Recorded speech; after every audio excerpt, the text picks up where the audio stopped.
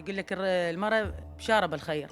أنا أريد بس من الشياع السوداني ومن وزارة الصحة أن تباع بس الحال هذا الطفل. والله يابا، هو ما ظلت عندي، بس ابيع لك كليتي يلا طلع خارج الهواء، ما ظلت عندي شيء والله العظيم. اهلا وسهلا بكم بحلقه جديده من برنامج ويا الناس. اليوم وصلتنا مناشده من احد المواطنين، ابنه مريض ومدى يلقى له كل حل، والعلاجات غاليه يوصل سعرها لل 400 ولل 500 دولار، وحاول يطلعه اكثر من 3 مرات برا العراق، لكن دا يرفضون هذا الشيء. شنو السبب؟ تعالوا نسمع من والد الطفل. اهلا وسهلا. تقدر تحكي لنا عن حاله؟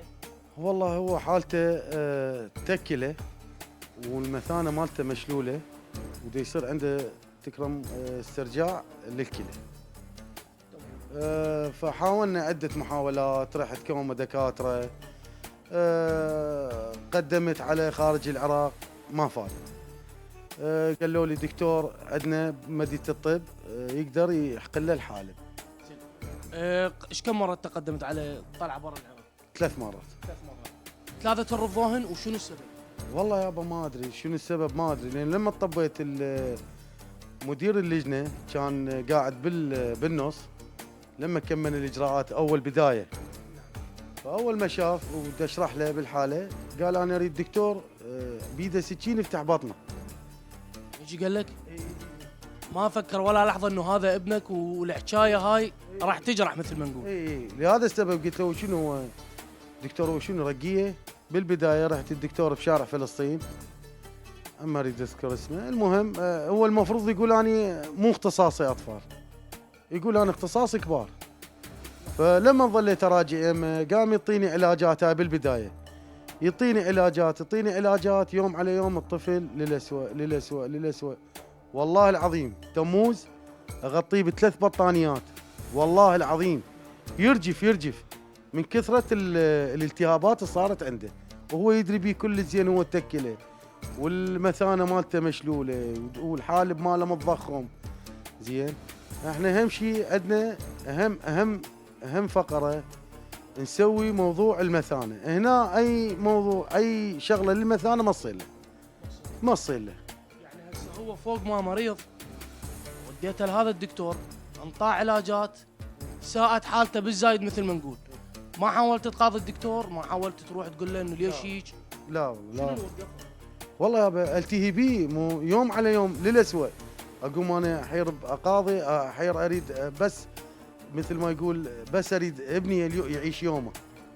هو هسه يعني اكثر من طفل مثل حاله ابنك الله يحفظه، صح لو لا؟ المفروض هذا يتقاضى الدكتور حتى بعد، يعني مثل ما نقول ما يوقع بيها غير طفل. صحيح.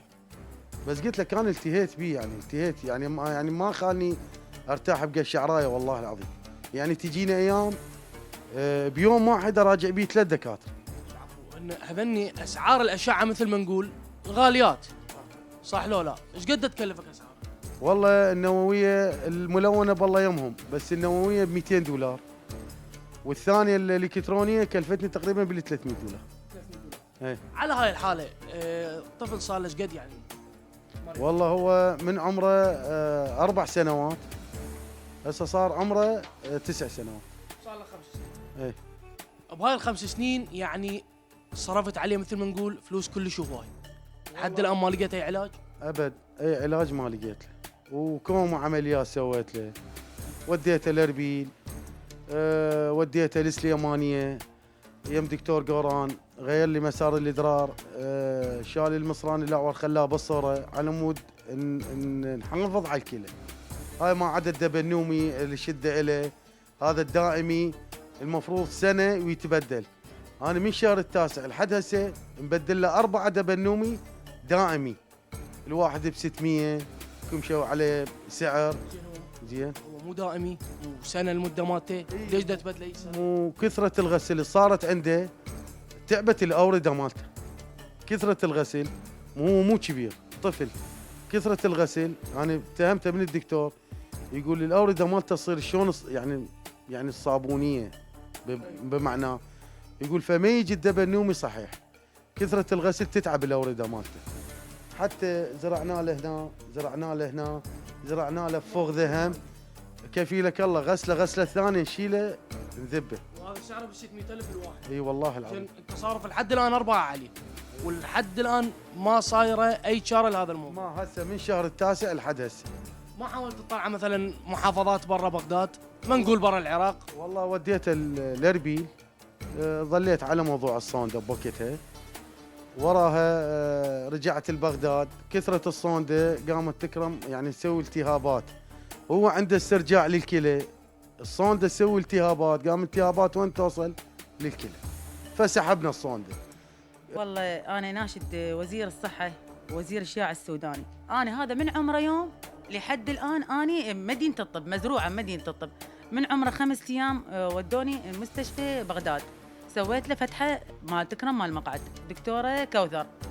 هسه اني كلها تعرفني مدينه الطب، هاي كلها دكتور علي احمد عبد، دكتور وسام، دكتوره داليا، يعني اني اكثر شيء يعني مصرفه كله بس للعلاج. بس هذا الدفتر يعني انت مسويته له، هم مطيك لا اياه؟ هم سووا هذا من عمره يوم، يعني هسه هو حياة علي كلها هنا أنا مزروعة. هسه اي مكان تروح مو اكو جنسية، جنسية علا وهاي جنسيتي من عمره يوم. زين هسه هذا الدفتر متروس مثل ما نقول وجه وقفل، هذا كله متروس. هسه هذني كل علاجاته من البداية للنهاية، من البداية للنهاية، دكتور وسام، دكتورة داليا، كلها هي هنا ودوني هذا الدفتر متروس، ويقول لك بيقدر يطلع برا العراق، هنا علاجه اسرع واحسن. زين شلون تنحل هسه هاي السالفه؟ ومنو راح يباوع لهذا الطفل المسكين؟ والله هي ظلت يقول لك المرأة بشارة بالخير. أنا أريد بس من الشياع السوداني ومن وزارة الصحة أن تباوع بس الحال هذا الطفل. يعني هاي إحنا نطلع من الصبح والله ما أجي بالوحدة ب 12 أجي للبيت، وهاي جهالي ضالين. أهم شيء أنا أرد شلون مثل ما أريد يعيش، كل شيء ما أريد. هم شفت لك دكتور يعني حسيت قدر يساعدك؟ كل ذول الدكاتره اللي رحت لهم؟ والله شو اقول لك، اكو دكتور اجى من السويد قالوا لي هذا دكتور 100 بالمنصور بالداودي. رحت له كانت كشفيته 35,000. والله العظيم ما وصل للطفل، كمش التقارير باوع عليه قال لي هذا السيستم ماله كله معترض، المفروض هي الدوله هي تتكفل بهذا، لو خارج العراق يصير له شاره. ايش عجب ما حاولت؟ قلت له والله حاولت عده محاولات وما صارت. كمش الاوراق هيجي كفيلك الله كل شيء بس يعني هو محاول برا العراق مدى يطلعوه. هذا الدكتور يقول له لا الا تطلع برا العراق لهنا ما له حل. زين هسه العده امكانيه يعالج طفله خلصن فلوسه، اللي ما عنده امكانيه شو يسوي او وين ينطوجها؟ يعني مثل ما نقول خلي يموت احسن له، هاي اللي ما عنده. زين هسه انا الاخ متمكن وخير من الله، ويقول خلصت وبعد ما عندي حتى امكانيه اعالج ابني. وزير الصحه دا يشوف هذا الشيء، الجهات العليا دا تسمع. زين ايش كم حاله وايش كم واحد مثل هذا الشخص؟ راجعت وزاره الصحه سوى لي الاشعه الملونه والالكترونيه الالكترونيه والنوويه والملونه، سوى لي اياهن. وبعدين قال لي اسوي له عمليه ناظور. سوى لي عمليه الناظور في سبيل يعرف حجم المثانه، يقول لي المثانه مالته صغيره. المهم فوقت ما سوى هذني قال نحقن له الحالب. هاي الابره والله العظيم ب 400 دولار. هو كل انسان يحتاج له ابره، هو يحتاج له الا ابرتين لان الحالب ماله كلش متضخم. وراها رحت لغير دكتور، تدري ابني خايف عليه لما تشوفه يوم على يوم للأسوأ. اي فلما راجعت غير دكتور قال لي يا بسوي لي اشعه ملونه على مدفتهم من عنده. لما سويت الاشعه الملونه رحت لهذا الدكتور قال لي يابا هذا الحقن ما فايده اصلا، هذا الشيء نزل من عنده، هذا الحقن نزل ما فايده. يعني ذن الفلوس اللي ذبيتهن راحن مثل ما نقول. اي انا اقول لك انا الحمد لله واشكر عندي مو ما عندي، بس والله العظيم والله العظيم والله العظيم ما بقى على حالي حال، لا من سياره لا من كذا، لا جيب انا بس اريده، انا اريده هم مثل الاطفال مثلا يلعب يداوم مثل الاطفال، يعرف يقرا يكتب، يعني يعيش هذا يومه. هسه انا هذا ما اعرف شنو مصيره. هسه انا تكرم اتضرر له من يوم صرته اخلي الصونده السيليكونيه. الى متى راح يظل هيك هذا الطفل؟ ما حاولت تناشد وزير الصحه، رئيس الوزراء، يعني الجهات العليا بصوره عامه؟ والله انا من قناتكم ان شاء الله نناشد وزير ورئيس الوزراء، وزير الصحه، وزير الدفاع، كل ما يكون، بس اريد موضوع ابني يعني هو ترى ما يصير له HR هنا الا خارج العراق. موضوع المثانه مالته يعني احنا حتى لو نزرع له كلى، هي الكلى راح تفشل، لان عندنا موضوع المثانه هي الوقفه الكلى. انت قلت لي انا قدمت له خارج العراق 3 مرات، الثلاث مرات الرفضا سببها عناد، لو يعني هسه اذا هو علاجه ماكو بالعراق ومدى يرضون يطلعوه، يعني ما اعرف اذا كانت عناد لو غير شيء، انت شنو رايك؟ والله يابا ما ادري، يعني هو بس يقرون اسمه، بس يقرا اسمه بساعتها يقول لي انت مغير مسار الادرار وخليك على الغسل. يعني من دون المرضى كلهم حافظ اسمه، من دون كل المرضى اللي يجون. يعني ما اعرف وزير الصحه يدري بهذا الموضوع اللي دا يصير، يدري ايش دا يصير بالمرضى، يدري بالدكاتره شلون دا يتصرفون ويا العالم، ما اعرف. والله العظيم يعني انا لابسه حفاظتي، يعني تدري شنو، بس علاجاته على حفاظاته على الا شربه مي لؤلؤه الى هذا، يعني كل 15 يوم كل 10 ايام بال 600,000 هاي بس مصرف له، ما عدا العمليات.